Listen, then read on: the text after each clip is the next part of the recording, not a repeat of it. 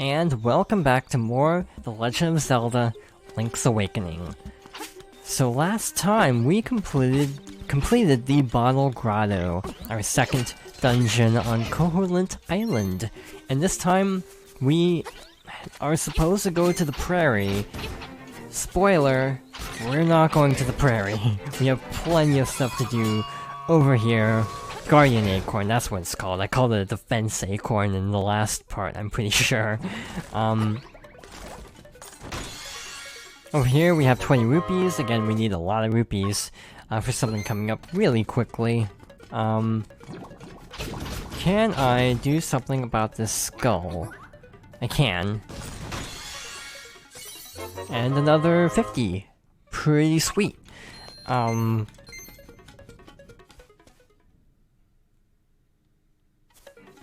Also, something else I haven't pointed out at all is the game autosaves. So I'm not too worried about like recording failures. I make a manual save every few episodes, and then I just kind of rely on the audio saves for everything else. Hopefully nothing goes horribly wrong. I am actually recording, right? I'm just double checking, glancing over. I need to be more careful about that, to be honest. So right here we have another secret seashell, but what do you do with it? I don't know. We'll find out probably within the next 3 parts. Also, we need to go back where the toadstool was. Was it a mushroom or a toadstool? I forget what they called it. Clearly I'm great with the exact terminology of this game. Again, this is like a weird game where it's like, I love it, but I don't have it memorized. Like, I had this realization where if you asked me something about like, say Paper Mario the Thousand Year Door, like if you asked me like, what's like the attack value of like, that's a bad example, I don't know attack values. What's the, like, HP value of, like, this random enemy in Thousand Year Door? I could probably tell you with general certainty. Link's Awakening, I love it. I have not put enough time into it to just, like, commit it to memory. It's, like, it's a great game. It's not, like, as replayable as other games. Zelda, in general, isn't replayable to me. It's great, mind you, but it's like... it's not, you know, something I can routinely go back to. Like, Wind Waker is one of my favorite games ever, and yet I play that very sparingly. I say as I've done like 2 playthroughs on YouTube and like 7 or 8 playthroughs personally. But you know what I mean. Alright, so... again, there will probably be very minimal story progress, if any, in this part. I'm mostly going to do prep work for the next dungeon. One thing we need for certain is a shovel. So we're finally going to stop by the shop and actually buy something this time. We're not gonna steal anything, because, again, I don't want to be branded a thief, out of personal preference. Deluxe shovel, 200 rupees. Seems expensive. Thanks a lot, and come again! You got a shovel, now you can feel the joy of digging. All you have to do is set it to X or Y on the subscreen. We are not getting this piece of art yet, because we don't have a spare, 100 rupees. Another fun thing, we enter the shop, and they already restock with a bow that's 980 rupees. That's gonna be a while. We could steal it, I guess, but, I'm not feeling up to being a thief. In the Game Boy Color version, there's actually a photo that's only obtained by stealing from the shop. So, to 100% the game, I think you actually do need to steal the, steal an item. It's really weird. So the shovel is used for a ridiculous amount of, things in this game. I'm pretty sure they also fixed the problem in the original where you can actually lose the shovel, and then, of course, lose out on anything requiring it. For example, secret seashells.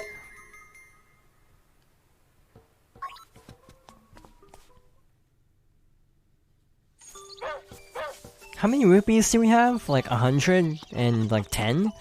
I also realized that we still don't actually have bombs yet. We should probably go pick some up, because we might need them. 10 rupees, we can afford it. Thanks a lot, and come again. I also like when we bought the thing, the shopkeeper's like, yeah, 200 rupees seems expensive. It's like, if you're trying to sell somebody something, maybe don't call it expensive. Just a personal thing. Like, if I were to sell someone something, I wouldn't be like, yeah, doesn't this seem really expensive?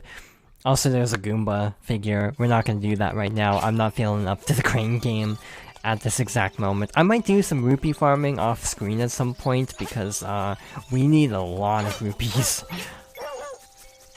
There's also another mysterious item in the shop that we'll go into a little bit later. I have another minor, very, very minor nitpick with this game. So, R and ZR do the same thing. We'll find out later that L and ZL do the same thing too. And I kinda wish they had let you equip more things. I kinda wish they let you put, like, items on Z or L or R and then have, like, ZR be shield. Because having something on Z is a thing in, like, Wind Waker. I don't think it's a thing in Twilight Princess because Midna is mapped to a button. But I may be mistaken on that. To be fair, I haven't played Twilight Princess HD, I own it, never really put much time into it. Twilight Princess is one of those games where I love it and I want to go through it again. It's a time commitment. It's a long game, even by Zelda standards. Same with Skyward Sword, why I've never replayed that one. It's just too dang long. Love the game, really long. And again, I actually do really like Skyward Sword. I feel like I also should clarify it at this moment. There's only... Zelda's a series where I don't think I dislike any of the games. Obviously, I have my grievances with Zelda 2 on the grounds of it just being really frustrating. But I actually don't think it's as, like, irredeemably bad as some treat it.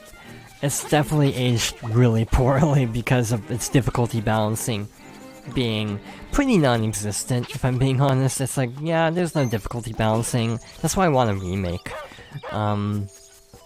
Because I think it would help. But yeah, I like all the others. I admittedly haven't played Triforce Heroes, which I hear is also not the best. So, again, maybe my opinion of there not being personally a Zelda I dislike might change. Once I actually get to Triforce Heroes. Kirby's another one where it's like, I stand by the fact that there's never been like an irredeemably bad Kirby game. Like even Dreamland 2 is like bottom tier, but it's... I can still have some enjoyment from it. And Amazing Mirror and like Star Allies I think is kind of a letdown. Well, that was a mistake. So over here we have a piece of heart in plain sight. Now that we have the power bracelet, obviously we could pass by this cave earlier, I'm pretty sure, but I don't think we could actually get it because we need to push all these boulders and lift this skull. I don't know how many that is, that's 4, so we're up to 7 hearts. We should be up to 7 and a 4th if we had actually bought the one from the shop. Speaking of which, we can almost do that now. I don't know how many rupees we need coming up though, so I might hold off for a little bit. Again, this is a very grindy game at times, and that is one of my little nitpicks with it, is it can be very grindy at times. So here's something a little bit special. Some strange energy is pouring from here. You should find out what it does.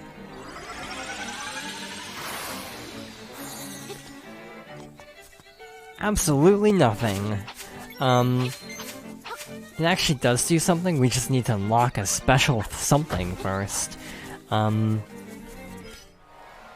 Alright, so if I'm reading this correctly, there's... Ow. If I'm reading this correctly, there should be something for us up here.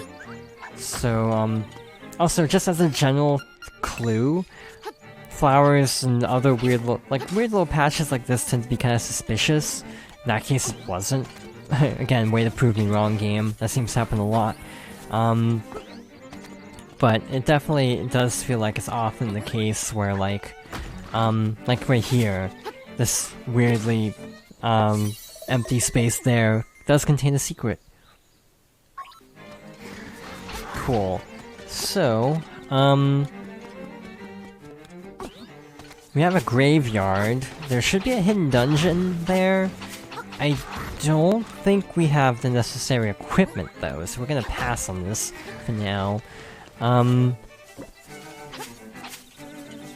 There's a special place we need to find coming up. I'll be honest, I have no clue where this is. And it's also completely irrelevant to us because it's not going to be necessary at all, but I'm going to do it anyway because I want to show where this is, if I can find it. Here's a special type of healing item. Remember when I was like, yeah, fairies don't actually, auto-heal. There's a reason for that. Maybe it's this way. It's probably this way. There we go. This looks right. By the way, I do have a guide open as I'm doing this Let's Play, because I'm not entirely fresh on this game yet. Hi there, big guy. I'm Crazy Tracy. I've got a little secret for sale that'll pump you up. Will you give me 28 rupees for my secret? Alright, come here and I'll rub it on you. There, I've applied my own secret medicine. It will take effect when you lose all heart. Drop by again, big guy. Here's some bonus treatment. Behold, your hearts are full. So, it'll kick in automatically. And restore us to full health. Which is pretty nice, but also, again, not super helpful in this specific game because it's a pretty easy time, if I'm being honest. Again, I keep saying this game is pretty easy. Again, as someone who played the Game Boy Color version, maybe it's also easier for me to talk because it's way harder there. Take care of that enemy. And we have the 200 rupees we need, so we're gonna make a quick stop back at Mabe Village. I'm amazed I just had this weird thought where I'm amazed I haven't accidentally called it Kakariko yet. I do that kind of stuff all the time. This is being recorded pretty far in advance. I'm not gonna give exact details, I don't think, but as a general example, pretty recently I recorded the Final Fantasy discussion, which is going up in mid-May. In that, I kept saying Kingdom Hearts. Like, in one recording, I kept botching it. Well, it was only one time I botched the intro because I was like, hey, this is Kingdom Hearts. It's like, no, it's not Kingdom Hearts. But yeah, this is why I'm, like, legitimately surprised, as an example, why I haven't slipped up and called something the entirely wrong name yet. So, we need to find a special, character really quickly to show off another brand new feature of this remake. This is actually kind of a weird term. Because, like, remake, speaking of Final Fantasy, I guess, remake is such a general term. Like, this is a remake, but this is, like, closer to a one-to-one remake. There are some remakes that are, like, virtually unrecognizable from the source material, and it's sort of fascinating how they all fall under the umbrella of a remake. It's kind of fascinating, and kind of cool, actually. Hey, you made it! Out here! That speaks well of you. Maybe you can help me out with a little job. I'm Dompe and my job around this island is to dig up interesting stuff. When you have some time to spare, come see me in my shack over there. Kinda suspicious. This replaces the photo house, by the way, from the Game Boy Color version.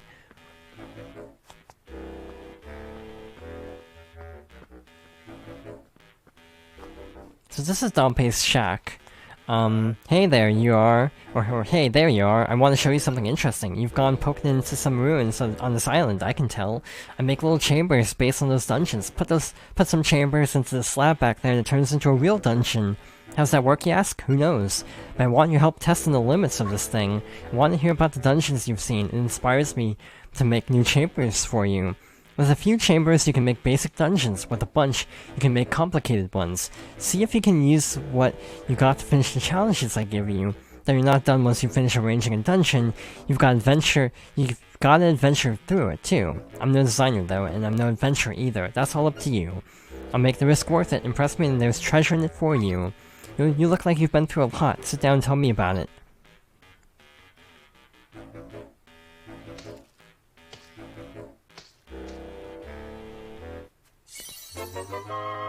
You got some new chambers. Slot them into the dungeon to see what's inside. What are you here for? So this is a new feature. We can make our own dungeons, sort of. Basically, they give you set rooms based on existing dungeons, and you can chain them together to make kind of your own dungeon. Based on certain criteria, like, you know, enough keys to get to the boss door, and any locked doors. And, you know, sub-areas have to have something to connect to, and so on. I am not going to go into details right now, because it's a lot, but it is required for 100%. There's also amiibo features, where you can get a special item by scanning the corresponding Link's Awakening Link amiibo, which we will also be doing later. The reason I'm showing this... oh well, no big deal. The reason I'm showing this kind of briefly now is, because... well, first of all, there's a warp. Oh, there's some strange energy coming from here. You should take a closer look. So it allows us to warp, to any previously discovered warp points, which is pretty cool. So we can warp to the prairie, which is actually where we need to go, conveniently enough.